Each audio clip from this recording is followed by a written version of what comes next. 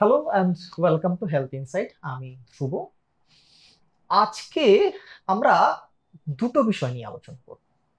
এক হচ্ছে ডায়াবেটিস এবং আরেকটি হচ্ছে ফ্যাটি লিভার। ডায়াবেটিস নিয়ে আমরা তো বহু আলোচনা করেছি। আজকে আমরা জানার চেষ্টা করব যে যাদের ডায়াবেটিস আছে তাদের ফ্যাটি লিভার হওয়ার চান্সেস কেন এত বেড়ে যায়। ডায়াবেটিস আছে এবং পাশাপাশি যদি ফ্যাটি লিভার আপনার তৈরি হয় তাহলে আপনি কি করবেন, কি ধরনের খাওয়া দাওয়া আপনার হওয়া উচিত, কি ধরনের লাইফস্টাইল আপনি মেনটেন করবেন, সবটাই আজকে আমরা জানবো। এবং এই আলোচনার মূলে যিনি আছেন আমার আপনার সকলের ভীষণ প্রিয় ডক্টর এস এম মল্লিক। নমস্কার ডাক্তারবাবু। নমস্কার। আমরা বহু আলোচনা করেছি যে ডায়াবেটিস নিয়ে, ফ্যাটি লিভার নিয়ে, এবং বিভিন্ন রকম ভাবে আমরা আমাদের দর্শকদের বোঝানোর চেষ্টা করেছি যে কি করবেন না। কিন্তু রিসেন্টলি এক সাবস্ক্রাইবার আমাদের মেসেজ করলেন যে আমার ফ্যাটি লিভার হয়েছে, আমার এটা কি ডায়াবেটিস থেকে হয়েছে এবং আমি কি করব এবার। তো আপনার কাছে আমার প্রশ্ন থাকবে যে ডায়াবেটিস হলে কি ফ্যাটি লিভার হওয়ার চান্সেস বেড়ে যায়?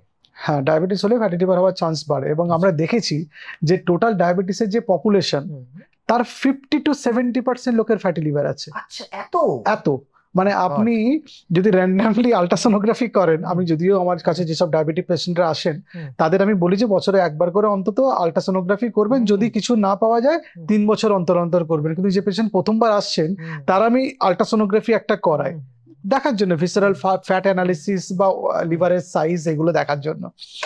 আমি দেখেছি 50 to 70% লোকের ফ্যাটি লিভার থাকে, মানে 3 জনের মধ্যে একজনের থাকবেই।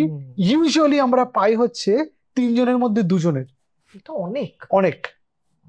তো এটা মানে কারণ কি, লিভারে এই ফ্যাট জমার কারণ কি ডায়াবেটিস? প্রথম কথা তো একটা ইনসুলিন রেজিস্ট্যান্স, যাদের টাইপ 2 ডায়াবেটিস তাদের বডিতে যে ইনসুলিন রেজিস্ট্যান্স হচ্ছে তার জন্য ফ্যাটি লিভার। আসলে যেটা হয়, এই যে রিসেপ্টর লেভেলে ইনসুলিন রেজিস্ট্যান্স হলো, যে ফ্যাট মাসেলস গুলো ফ্যাট সেলস রিপ্লেসড হয়েছে, লিভারে ফ্যাট জমেছে, তাতে একটা ইনসুলিন রেজিস্ট্যান্স হয়। আবার ইনসুলিন রেজিস্ট্যান্স যখন রিসেপ্টর লেভেলে হচ্ছে তখন ইনসুলিন ভালো করে কাজ করতে পারছে না, বডি চেষ্টা করছে বেশি ইনসুলিন তৈরি করে এই রেজিস্ট্যান্সটাকে কাটানোর জন্য।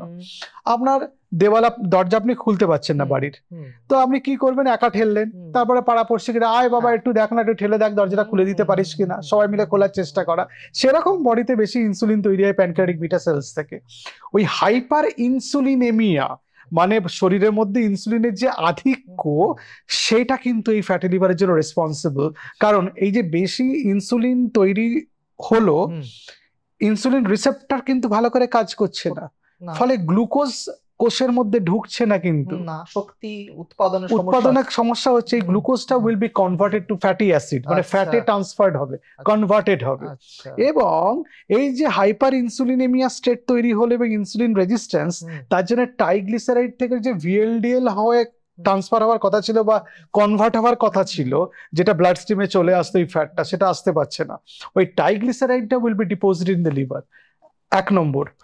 2 নম্বর, আমার শরীরে যদি বেশি চর্বি থাকে, এই হাইপার ইনসুলিনেমিয়া, বেশি ইনসুলিন ওই ফ্যাটটাকে, শরীরের ফ্যাটটাকে ভেঙে ফ্রি ফ্যাটি অ্যাসিড তৈরি করে।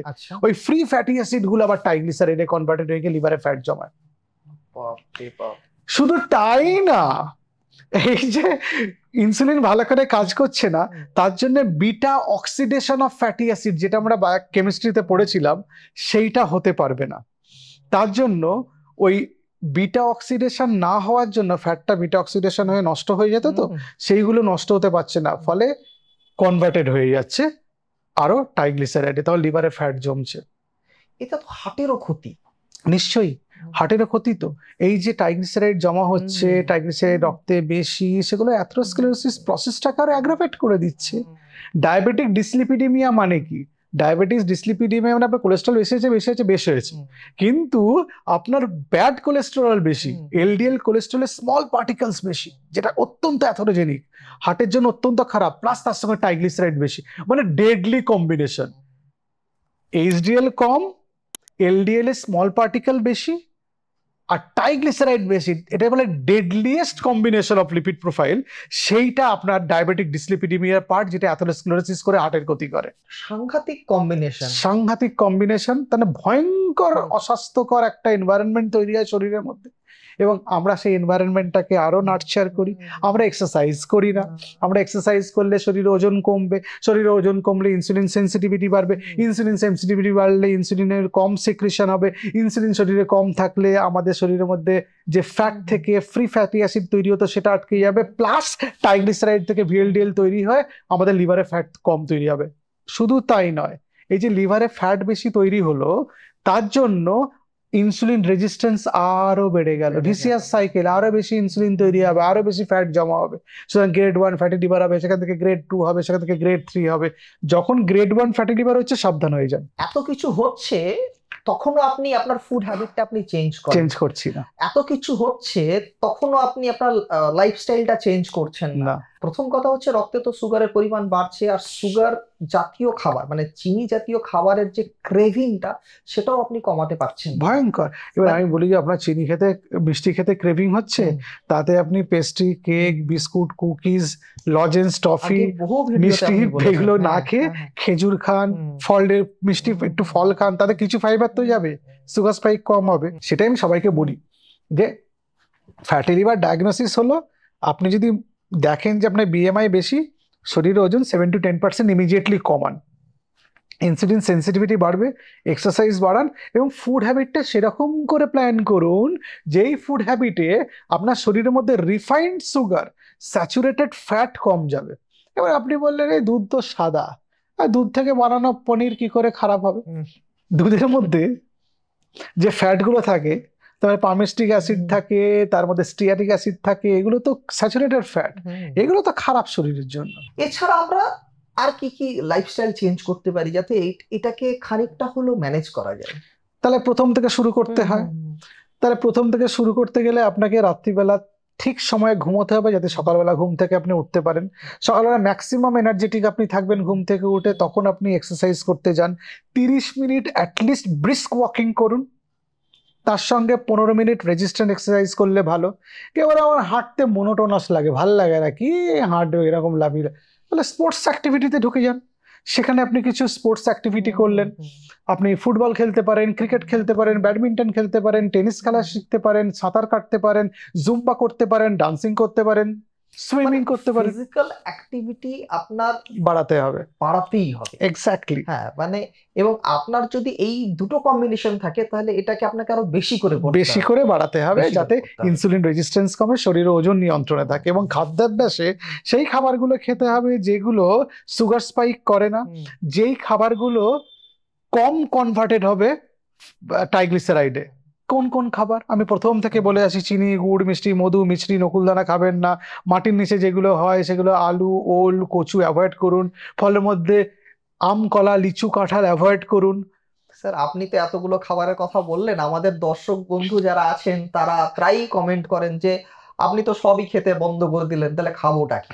এবার খাবেনটা কি তাহলে বলি, এত খাবার আছে শুনে আর মনে হয় এত খাবার কি করে খাবো, আপনাকে জানা দরকার। একদম, আপনাকে হোল গ্রেন খেতে হবে। হোল গ্রেন মানে যে খাবারে ফাইবার থাকবে, পুরো শস্যের উপাদান খেতে হবে। যেমন গম হলে পুরো গমের অংশ, ময়দা নয়। ওটস খেতে পারেন, ডালিয়া খেতে পারেন, কিনুমা খেতে পারেন, আপনি পালসেস লেগুমস খেতে পারেন, তার মানে ডাল জাতীয় খাবার, বিনস জাতীয় খাবার খেতে পারেন, আপনি ফলমূল শাকসবজি খেতে পারেন, আপনি বাদাম বীজ খেতে পারেন, আপনি লিন মিট খেতে পারেন, চিকেন হতে পারে, আপনি ডিম খেতে পারেন, আপনি কম ফ্যাট যুক্ত মিল্ক খেতে পারেন এবং মিল্ক প্রোডাক্ট খেতে পারেন, আপনি মার্জারিন খাবেন না, ডালডা খাবেন না, তেল সারা মাসে চেষ্টা করুন 500 থেকে 700 ml এর মধ্যে রাখতে পার হেড।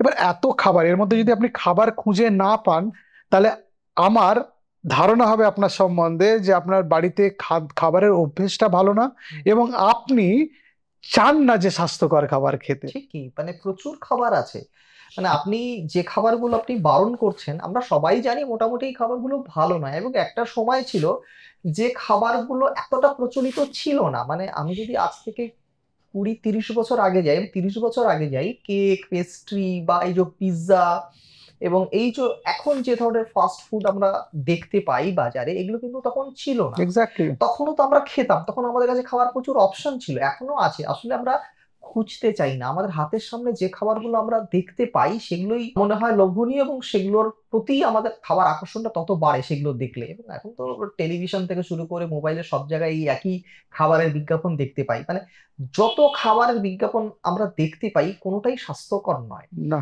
হ্যাঁ, সেটা পিৎজা হতে পারে, সেটা পেস্ট্রি হতে পারে, সেটা কেক হতে পারে, সেটা কোল্ড ড্রিঙ্কস হতে পারে, বা এই ফ্রুট জুস হতে পারে, কোনোটাই কিন্তু স্বাস্থ্যকর খাবার নয়। তো এটা তো একটা মানে আমরা জানি আমরা এই বিষয়গুলো। এবার ঘটনা হচ্ছে, এ তো গেল ডায়েট এবং লাইফস্টাইল। এর কি কোনো চিকিৎসা আছে, নাকি ডায়াবেটিসটা কন্ট্রোল করলেই এটা ঠিক হয়ে যাবে?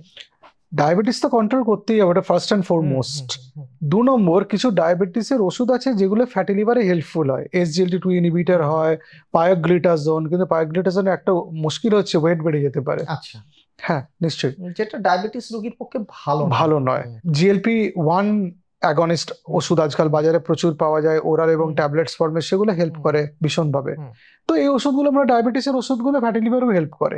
সারোগ্লিটাজার আছে, যেগুলো ফ্যাটি লিভারে খুব ভালো কাজ করে। ভিটামিন ই আছে, ফ্যাটি লিভারে খুব ভালো। ডোজ সেগুলো আলাদা আলাদা, সেগুলো আমরা পেশেন্টের শারীরিক অবস্থা বুঝে ডোজ করি।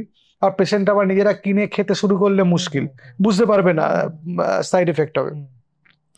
আর ফ্যাটি লিভার হচ্ছে, আপনি জানেন আপনার ফ্যাটি লিভার আছে, আপনি সোশ্যাল ড্রিঙ্কিং এর নামে সপ্তাহে 1 দিন 2 দিন 3 দিন আপনি ড্রিঙ্ক করছেন, তাহলে কি করে হবে?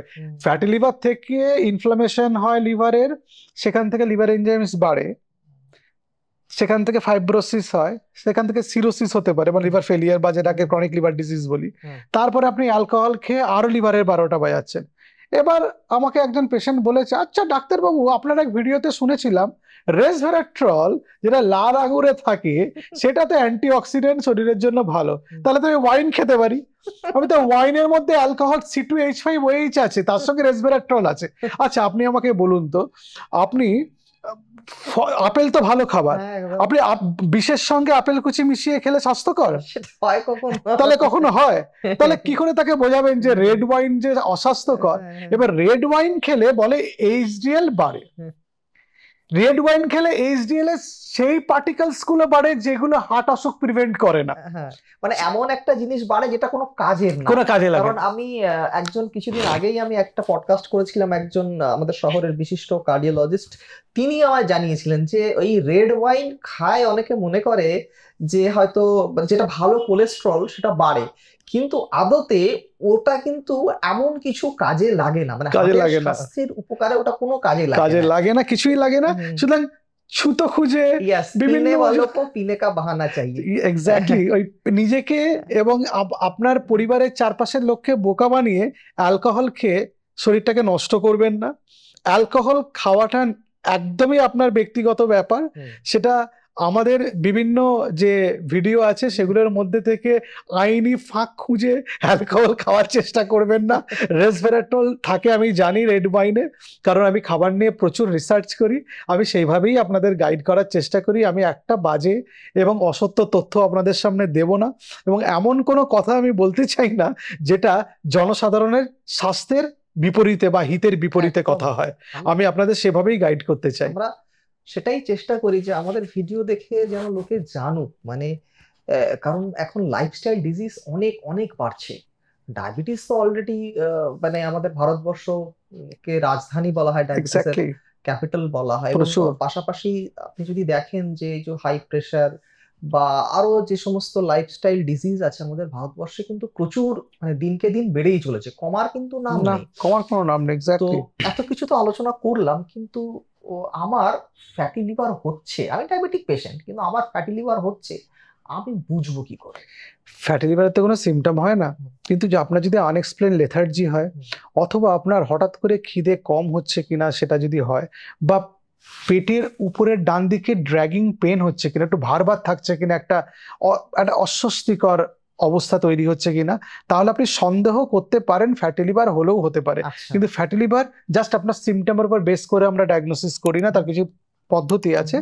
আমরা আল্ট্রাসোনোগ্রাফি করি, কারো সিটি স্ক্যান করি, কারো ভালো করে আল্ট্রাসোনোগ্রাফিতে কতটা ফ্যাট আছে বোঝা যায় না, সেই সব ক্ষেত্রে, বা অন্য কিছু সন্দেহ করছি সেই ক্ষেত্রে MRI করা হয়। আর ফ্যাটি লিভার হয়ে লিভারে কতটা স্টিফনেস হচ্ছে সেটা দেখার জন্য ফাইব্রো স্ক্যান অফ লিভার করা হয়। আচ্ছা, ফাইব্রো স্ক্যানও করতে হতে পারে, ইলাস্টোগ্রাফি বলা হয় ওটাকে। সেটা করে আমরা দেখি, কারণ ট্রিটমেন্টটা সেই অনুযায়ী ঠিক করতে হয়। তো ফ্যাটি লিভার ভুড়ি ভুড়ি পেশেন্ট আসেন, এবং যে ফ্যাটি লিভার থেকে সিরোসিস হয় এবং এটা যে একটা মেটাবলিক ডিজিজ অনেকে জানে না।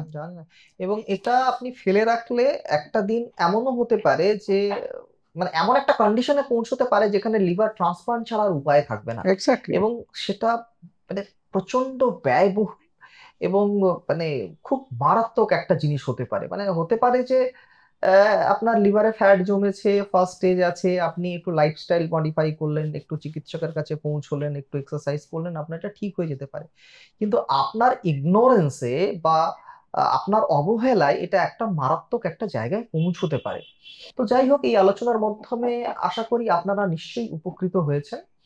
ফ্যাটি লিভার বা ডায়াবেটিস সংক্রান্ত যদি আপনাদের কোনো প্রশ্ন থাকে, আপনারা কমেন্ট বক্সে লিখে জানাতে পারেন, আমরা চেষ্টা করব তার যথাযথ উত্তর দেওয়ার। আর ডায়াবেটিস নিয়ে যদি আপনাদের কোনো প্রশ্ন থাকে বা যদি কোনো একটা বিষয় নিয়ে চান আমরা আলোচনা করি, সেটা লিখে জানান কমেন্ট বক্সে, আমরা চেষ্টা করব সেটা নিয়ে আলোচনা করার। আজ এই পর্যন্তই, আবার দেখা হবে অন্য কোনো দিন, অন্য কোনো এপিসোডে। নমস্কার।